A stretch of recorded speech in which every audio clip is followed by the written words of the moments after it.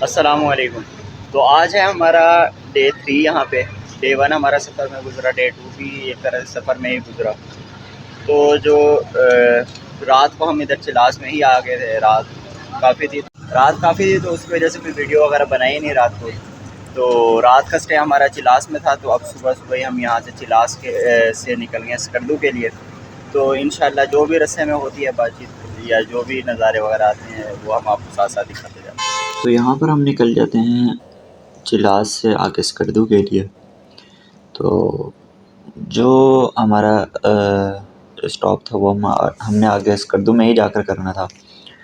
تو ہم یعنی ملتان سے چلے تھے اسکردو کے لیے ہی، کہ اسکردو ہی ہم نے پہنچنا تھا۔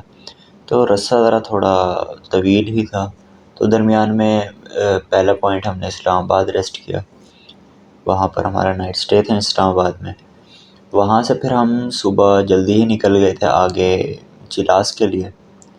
تقریباً ہم ملتان سے دوپہر کے ٹائم میں نکلے تھے اور رات کے ٹائم میں ہم اسلام آباد تھے۔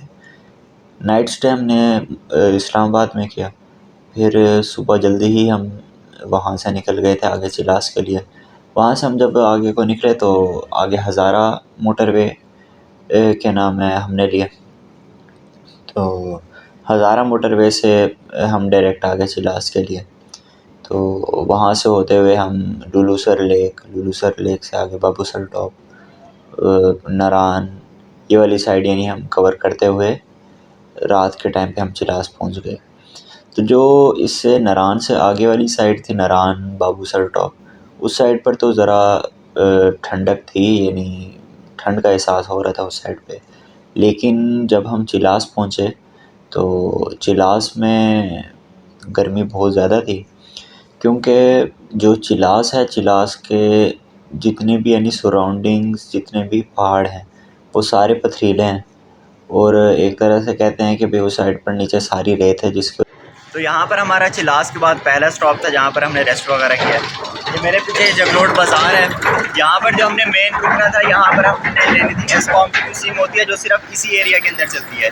یہاں پر باقی جتنے بھی نیٹ ورک ہیں وہ سارے بند ہو جاتے ہیں، سگنلس ہی نہیں آتے۔ صرف ایک دو سم ہے ایسکوم کی، وہ ملتی ہی صرف اسی ایریا سے ہے۔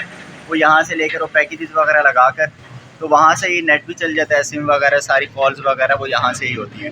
تو ہم یہاں پر سم لینے کے لیے رکے ہوئے ہیں، تو انشاءاللہ آپ کو آگے کے بھی ویوز دکھاتے ہیں جس طریقے سے ساتھ ساتھ آتے ہیں، تو ساتھ آپ ہمارے بنے رہیے۔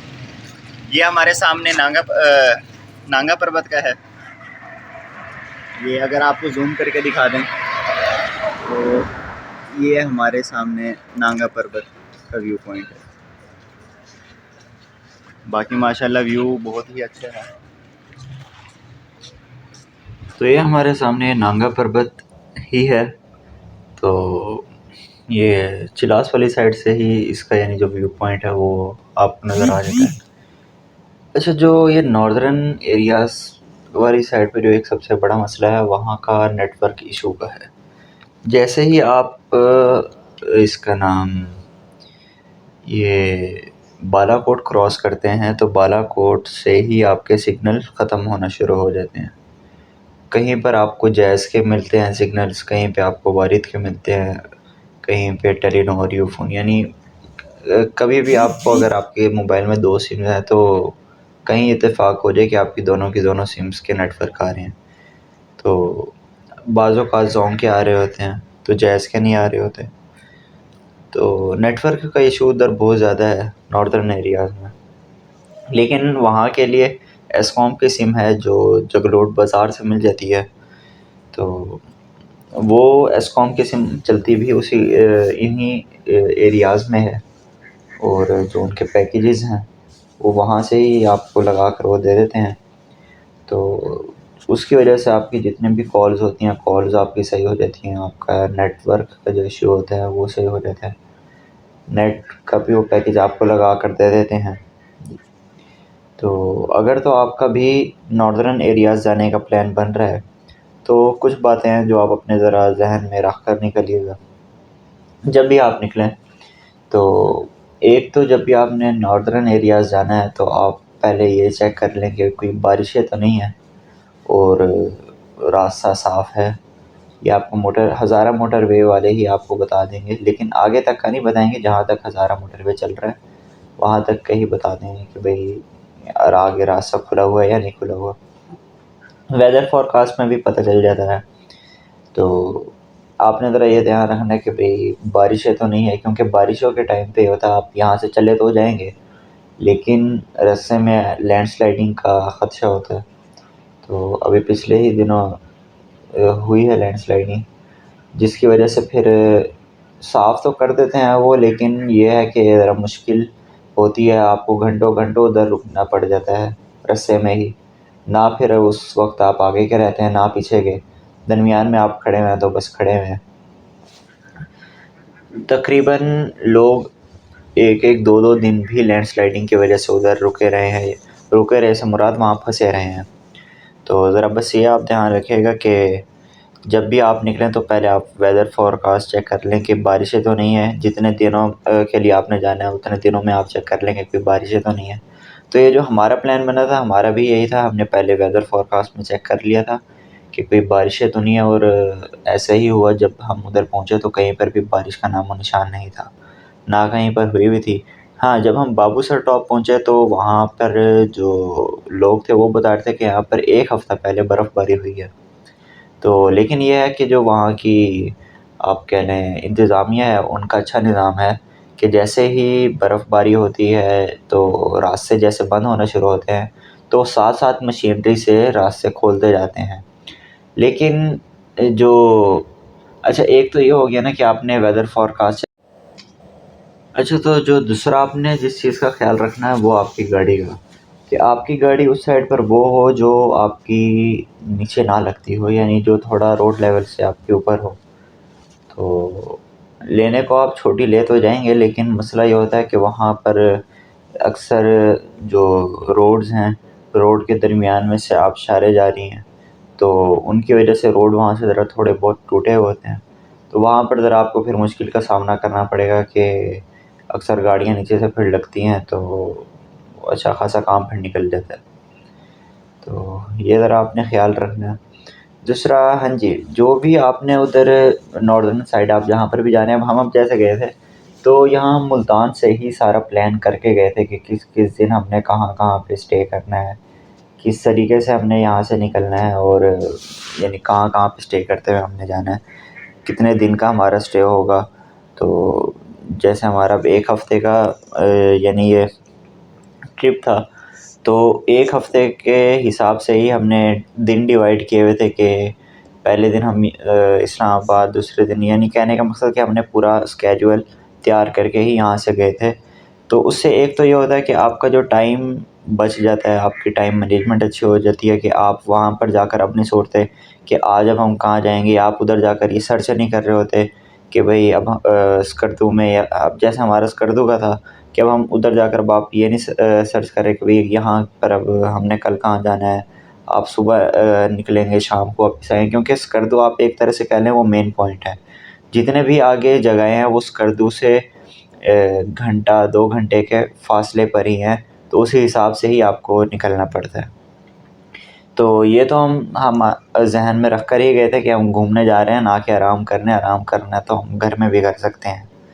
تو یہی تھا کہ ہم نے بس نیند پوری کرنی، اور جیسے جس حساب سے ہو کہ بھئی آج ہم نے یہاں پر جانا ہے تو سارا پتہ ہوتا تھا کہ بھئی یہاں جانے کے لیے ہم صبح کتنے بجے نکلیں تو ہم کس ٹائم تک وہاں پر پہنچ جائیں گے۔ تو یعنی اچھا رہا کہ ایک ہمارا سارا اسکیجول تیار ہوا تھا، تو اسی حساب سے ہی ہم اس کے حساب سے ہی ہم اس کو تیار کرتے ہوئے ہم گئے، تو یہاں سے بھی ہماری ذرا ٹائم مینجمنٹ اچھی ہو گئی تھی۔ ویسے جانے کے لیے تو اسکردو اگر آپ نے جانا ہے تو دو تین راستے لگتے ہیں کہ جہاں سے آپ اسکردو تک پہنچ سکتے ہیں۔ ایک تو آتا ہے جی یہ جہاں سے ہم لوگ گئے تھے اسلام آباد، اسلام آباد سے آگے ہزارہ موٹر وے، ہزارہ موٹر وے سے آگے ہوتے ہوئے چلاس، چلاس سے بابو سر ٹاپ، بابو سر ٹاپ سے ہوتے ہوئے ہم پہنچ گئے تھے بابو سر ٹاپ، بابو سر ٹاپ سے ہوتے ہوئے آگے اس کا نام اسکردو۔ تو ایک راستہ تو یہ آ جاتا ہے، دوسرا آپ کا آتا ہے کہ اسلام آباد وہ دوسری سائڈ سے اسور سے ہوتے ہوئے دیوسائی سے ہوتے ہوئے آپ اسکردو پہنچیں. دوسرا یہ. تیسرا آتا ہے جی اس کا نام سی پیک والے راستے سے، لیکن وہ ذرا تھوڑا لمبا ہو جاتا ہے، رستہ بہت زیادہ، تو زیادہ تر عوام والا یوز ہی نہیں کرتی. تو 90 to 95% عوام یہی والا یوز کرتی ہے، یہ ہزارہ موٹر وے سے ہوتے ہوئے بابو سر ٹاپ چلاس یعنی یہ والا رستہ ہوتے ہوئے. اور جو تیسرا یا چوتھا جو آپ کا بنتا ہے وہ آپ کا بائی ایئر بنتا ہے اسلام آباد سے 40 to 45 منٹ کے اس کے اوپر آپ ڈائریکٹ اسکردو پہنچ جائیں گے.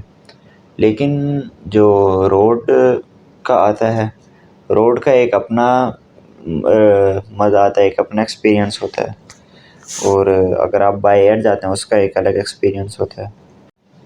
تو جب آپ یہاں ہزارہ موٹر وے والی سائڈ سے جب جاتے ہیں آگے کو، تو آگے ایک طرح سے آپ کہہ لیں وائی بنا ہوا آ جاتا ہے اینڈ پہ جا کر، بالکل جہاں سے ایک سائڈ آپ کی حمزہ سائڈ جا رہی ہوتی ہے، دوسری سائڈ آپ کی گلگت بلتستان یہ اسکردو سائڈ آ رہی ہوتی ہے. تو وہاں سے پھر آگے ہوتا ہے کہ اگر تو آپ نے حمزہ سائڈ پہ جانا ہے تو آپ لیفٹ ہو جائیں گے، اگر آپ نے اسکردو سائڈ پر جانا ہے تو آپ وہاں سے رائٹ ہو جائیں گے. تو یہ ہے. باقی ایک اور چیز جو مجھے بھی ادھر ہی جا کر پتہ چلی، کہ کیا پتہ عوام کو پتہ ہو لیکن مجھے تو نہیں پتہ تھا، کہ گلگت بلتستان یہ پورا ایک یعنی یہ ایک جگہ نہیں ہے. گلگت سائڈ الگ ہے، بلتستان ایک الگ ریجن آ جاتا ہے. تو ملا کر ان کو یعنی دو اس کا نام ریجن تھے جن کو ملا کر ایک صوبہ بنایا ہوا گلگت بلتستان. تو مجھے بھی ادھر ہی جا کر پتہ چلا کہ گلگت سائڈ الگ آ جاتی ہے، بلتستان الگ آ جاتی ہے. گلگت میں دوسری زبان بولی جاتی ہے، گلگتی شاید کہتے ہیں اس کو، اور جو بلتستان میں بولی جاتی ہے وہ بلتی زبان بولی جاتی ہے.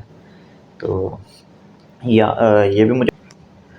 تو اگر تو آپ نے ابھی تک ہمارا چینل سبسکرائب نہیں کیا ہوا تو ابھی جا کر آپ ہمارا چینل سبسکرائب کریں، ساتھ بیل آئیکن کو ضرور دبائیں تاکہ ہمارا ہر نیا آنے والا ولاگ پہلے آپ کو دیکھنے کو مل سکے.